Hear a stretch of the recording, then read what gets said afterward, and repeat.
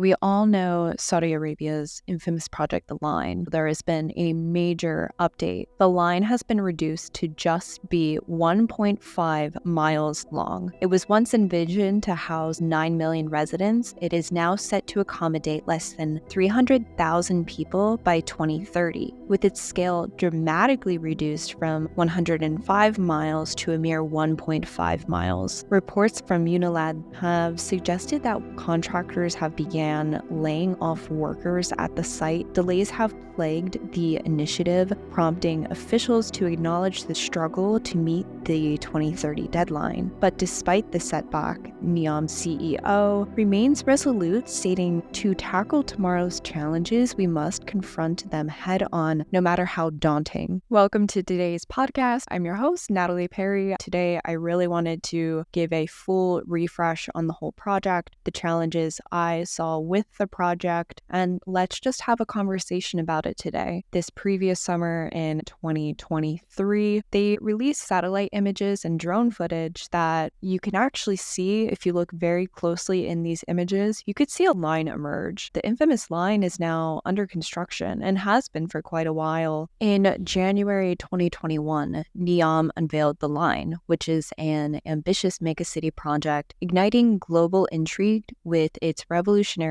urban concept set in the heart of Saudi Arabia. In a nutshell, the line challenges traditional city norms, inviting us to question if a linear design could transform our urban lifestyles or potentially make it possible to live in a dystopian future. The line captivates not just through its technological prowess, but also it's an audacious premise. Can this linear utopia redefine how urban spaces integrate with the environment? Today, we're untangling its pledges, also its impact and propaganda-like marketing surrounding the project. We'll first start by discussing the vision. The line proposes a never-before-seen city spanning across 105 miles by 1,600 feet tall and 650 feet wide. Like I said, it would be accommodating 9 million residents while reportedly preserving 95% of the site's nature. The city targets a population density of around 260,000 people per square kilometer. There is no city in the world with this population density. The population density of Dhaka, for instance, is one of the highest in the world, with approximately 44,000 people per square kilometer.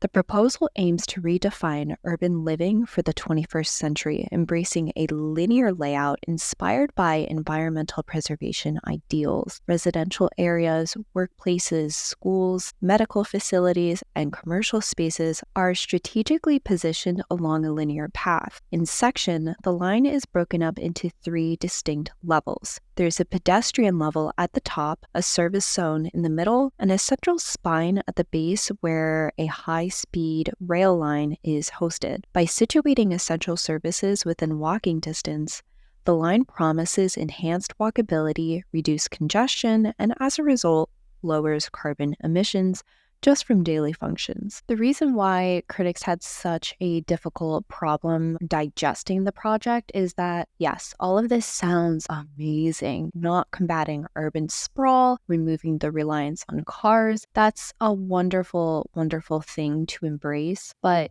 this project has such a high initial cost to actually get the line up and running, both financial and environmental, which made people question if it is actually worth it in the long term. People started quickly predicting back in 2021, 2022, that this project will become a dystopian abandoned city and it won't even get built. And look at where we are right now. It already reduced 99%. In terms of transportation, the line's design is tailored for high-efficient, high-speed train travel. This rapid train features only 4 stops, is planned to travel the entire city in just 20 minutes. To optimize high-speed rail operations, a minimal number of stations enables the train to maintain higher speeds. Additionally, The line strikingly incorporates green spaces and preserved natural landscapes within its linear configuration, striving for a harmonious coexistence between urban vitality and nature. Moreover, by attracting various industries and businesses, Neom envisions the line as a hub for economic growth and job creation. It is claimed by the Saudi government that it will create 460,000 jobs. Now, this isn't just a podcast that we're just going to bash on the line. I think the Line project truly encapsulates an admirable instinct toward addressing the challenges posed by rapid urbanization. By promoting things like walkability, renewable energy, and efficient resource management, the project takes sustainable strides toward creating a more sustainable urban environment. The intention to harmonize technology with nature also reflects a forward-thinking approach to modern urban living, and has really not been implemented at such a great scale before. The linear designs focus on preserving open spaces while reducing the ecological footprint aligns with principles of sustainable development. In many ways, the line demonstrates a very progressive effort to tackle issues related to urban sprawl, pollution, and overconsumption that are very characteristic of traditional city layouts. The line will be a test case for the viability of linear city designs in the modern age. Now, let's talk about the good stuff. The project's innovative concepts have generated a lot of excitement, but the drawbacks need to be discussed. Some major problems include design flaws, environmental impact, the social implications, the technological risks because they're integrating a lot of AI tech with this, economics, and the marketing of the project to me personally is the most concerning. And I'm actually most concerned about the marketing because it feels as if a lot of people do not even recognize that it's a form of propaganda. So, going in that order, let's first tackle the design flaws. The line proposed linear city design has significant implications for the site it occupies as it cuts through the desert and mountainous terrain. The challenge lies in the disruption of this natural landscape. I don't necessarily understand why the designers decided to slice through an entire region. The construction process itself could lead to habitat destruction, alteration of ecosystems, the potential loss of biodiversity. The linear city's development necessitates significant grading and excavation, which could have ecological consequences. From a more architectural point of view, the line's concept prevents flaws in its form, programmatic distribution, and just overall design. The linear city's vast dimensions may lead to challenges in terms of creating diverse and vibrant neighborhoods, potentially resulting in a very monotonous environment. Its programmatic distribution, characterized by essential services along a single axis, will limit the diversity of experiences. If you have ever lived in a city, you'll come to find that there are several pathways that you can take and alleys, and you really welcome this experience. Moving in multiple directions, it seems that because they are emphasizing the linearity of this whole structure, you might not be able to pass through different types of zones and districts in a very fluid and organic way. It really enriches your life to organically move through spaces, cities, towns, and rural areas, whether you recognize it or not. I cannot imagine just walking exclusively in a straight line through these futuristic parks on my way to get groceries without feeling a subtle breeze on my skin. So, because the experience is so designed and arguably indoors, the day-to-day life will naturally become repetitive. The line is 500 meters tall, 1,600 feet tall, and I truly do not see a reason for this massive height. It seems functionally inefficient. The nearby surface temperatures are bound to heat up due to this mirror glass facade. With surface temperature beyond boiling point in this region, the mirror glass facade will further heat the region. And how will this proposed passive cooling system work in the line with this inoperable mirror glass facade? Neom claimed that the whole line project was passively cooled, but they never explained the logistics, not saying that we needed to see actual MEP drawings to understand how the system works, but they're just contradictory statements. An inoperable mirror glass facade with passive cooling system, it just doesn't necessarily make any sense. The unbroken line will also limit animal migration toward the Red Sea. And on the note of ecology though, I want to mention that a lot of the visuals, renders, videos all feature very lush gardens with a leafy plant species which are not indigenous to the area. That is very ecologically dangerous. There's a lot of literature about this, which we will not be discussing in this podcast for time's sake, but it's surprising that the designers do not know nor understand that importing plants and seeds is very dangerous. Another question I had was, how does light actually penetrate deep enough to the deepest levels of this project? There are air rights and limits to how tall you could build in major cities like New York, Chicago, Philadelphia. That's why a lot of times you see buildings have certain building setbacks. So at the bottom, the base is typically bigger, while at the top it gets narrow and skinny. It allows light to reach pedestrians on the sidewalk. Also, to add, the technology needed to support the high-speed rail line simply does not exist yet. You'll come to find that the train has to travel at approximately 318 miles per hour. The fastest train in the world right now is located in Shanghai and can only reach speeds of around 236 miles per hour. In research for this episode, I was exclusively looking at passenger trains. I am not sure if Saudi Arabia is actually developing the mechanical systems required to support high-speed rail line travel. It's a great instinct, but only having 4 major stops for this rail line also limits how easily you can travel in such a metropolis.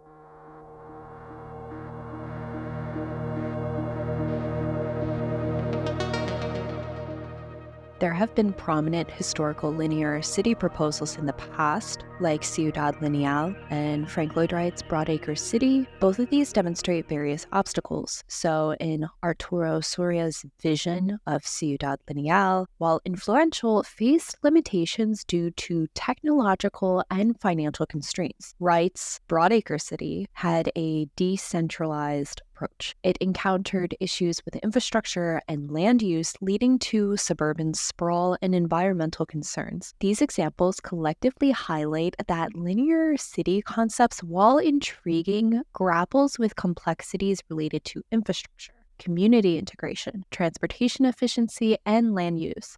It seems that the line only really addressed the over-reliance on cars seen in these two proposals, but doesn't necessarily address other flaws seen in previous linear cities. Although the objective is to cultivate a pedestrian-friendly, efficient urban environment, this design might inadvertently curtail the richness of experiences and interactions inherent in more conventional urban setups. Let's transition the conversation to talk about the environmental impact and greenwashing. Developing a massive new city, even with sustainability goals, could heavily impact the environment. Construction, resource consumption, and infrastructure could lead to habitat loss, like we talked about, resource depletion, and just increased waste. This project is estimated to cause 1.8 billion tons of carbon emissions and is substantial when compared to global CO2 emissions. So for context, annual global CO2 emissions from all sources, including energy, transportation, and industry, is totaled to be about 36 billion tons. Countries like China, the United States, and India emit several billions of tons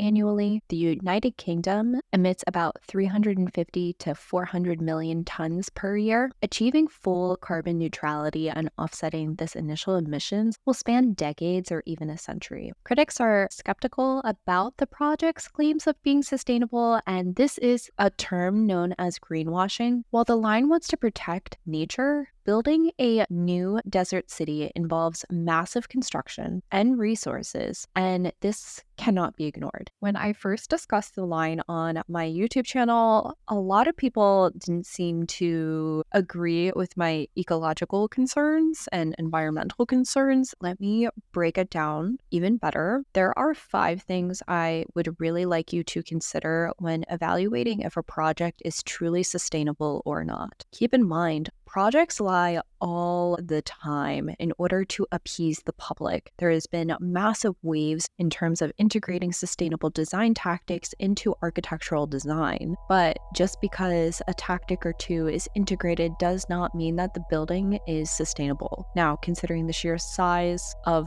the line proposal, which will actually now no longer come into fruition, but consider the original proposal, the sheer scale of creating a whole city is massive. It requires a lot of resources. This includes material usage. Concrete was set to be the primary building material. Now, if you don't know, concrete and Portland cement production entail a substantial carbon emissions and energy consumption. Portland cement is a component of concrete, and it actually generates approximately 8% of global CO2 emissions just because of how Portland cement is manufactured and produced. So concrete is not necessarily a sustainable material. Now, there's the longevity aspect to concrete, and of course there's like greener alternatives like integrating fly ash with your Portland cement so you use less Portland cement. This is great. And I love the initiative of trying to make concrete more sustainable, especially because it is a primary building material in this modern day and age. But it doesn't make it sustainable. Concrete, just from the sheer quantity required for building the line, will cost the environment a lot. So take this one example, this one material example, and multiply it by the whole original length of the line. That's an insane investment. The second thing I want you to consider is that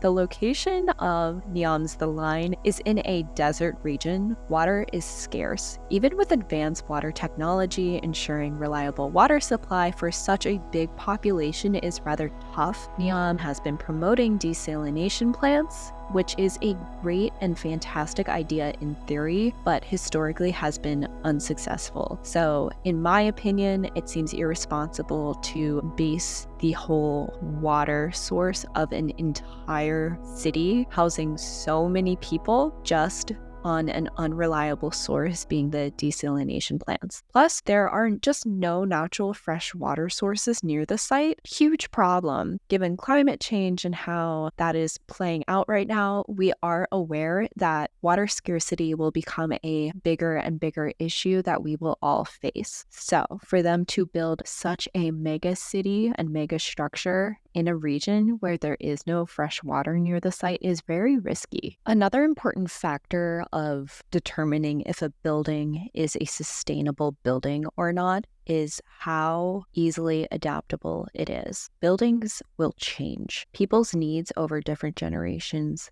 change.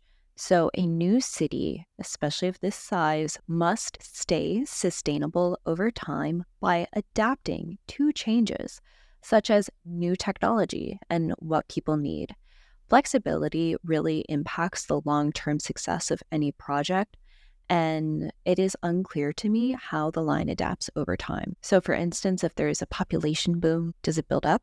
Do you build parallel? Do you build underground? I have no idea, and I don't think they know either. The fourth consideration, which we already discussed about, so we're just going to gloss over it, but the line stated that it wants to save nature, but its existence and building process really hurts local ecosystems and wildlife. The fifth consideration is the facade. Facade design is very critical to design well, and it's worth any investment because if it is unoptimized, it will present significant operational loads onto any building. It features a giant mirror glass facade. Mirror glass facades offer benefits such as light reflection, which is great in the region, pretty sunny, and natural illumination. Also great. Maybe this is how the lower levels get illuminated, but it's still not clear. Specific context like the line, though, still raises issues. The mirrored surfaces, they present a big threat to migrating birds,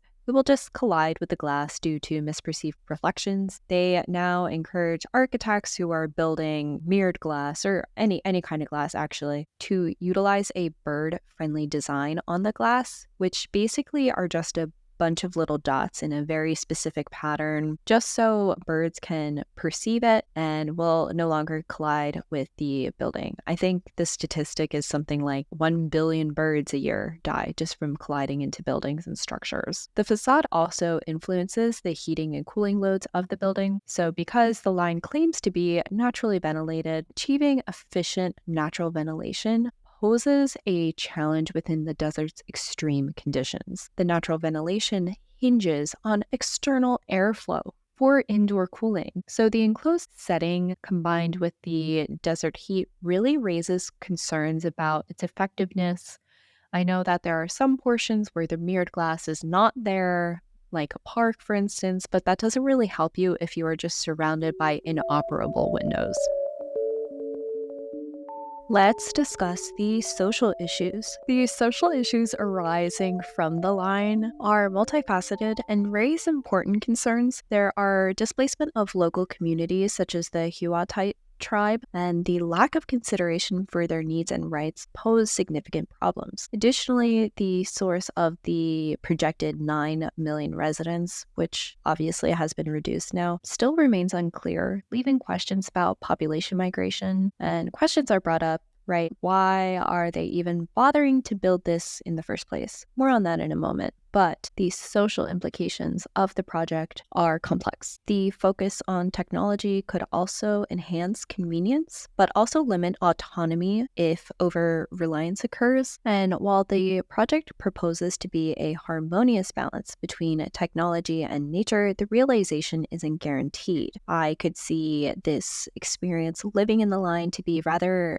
isolating just because there's reduced community interactions, but also the omnipresent feeling of AI always watching you might be a little scary. And this is a good transition into talking about technological risks. The line will have automation, robotics. It could potentially reveal certain vulnerabilities like tech breakdowns, cyber attacks, if they're linked to maintaining crucial services. Obviously, not great.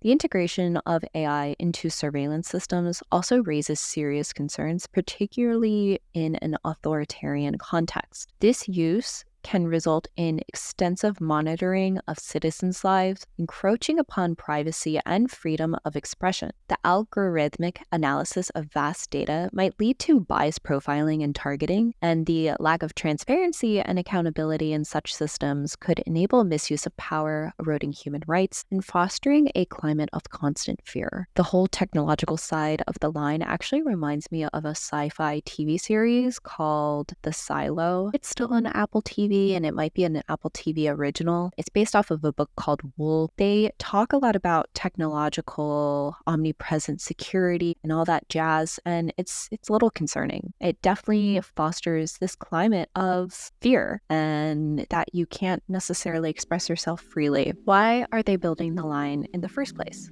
So, amid the global shift away from oil-based economies, the nation is actively exploring alternate avenues for economic stability with a special interest in tourism. By strategically incorporating a robust tourist sector within Saudi Arabia, the line seeks to draw global travelers for leisure, business, and cultural experiences. The project aims to create iconic landmarks, entertainment hubs, and world-class amenities to entice tourists. Therefore, it diversifies the revenue streams, positioning Saudi Arabia as a hub for innovation, sustainability, and economic prosperity in this post-oil era. Keep in mind, this is a multi-trillion-dollar endeavor. They're a very rich country, but still, failure to secure enough financing and backing toward the project could lead to its abandonment. And Saudi Arabia actually has a history of proposing very ambitious projects that were left unfinished, casting a shadow of uncertainty over the line's realization. Saudi Arabia's abandoned building history includes the Grand Mega City Project and infrastructure projects such as the King Abdullah Economic City and the Jamal Omar project in Mecca, which was characterized by an ambitious proposal met with significant delays and challenges. Does it sound familiar yet?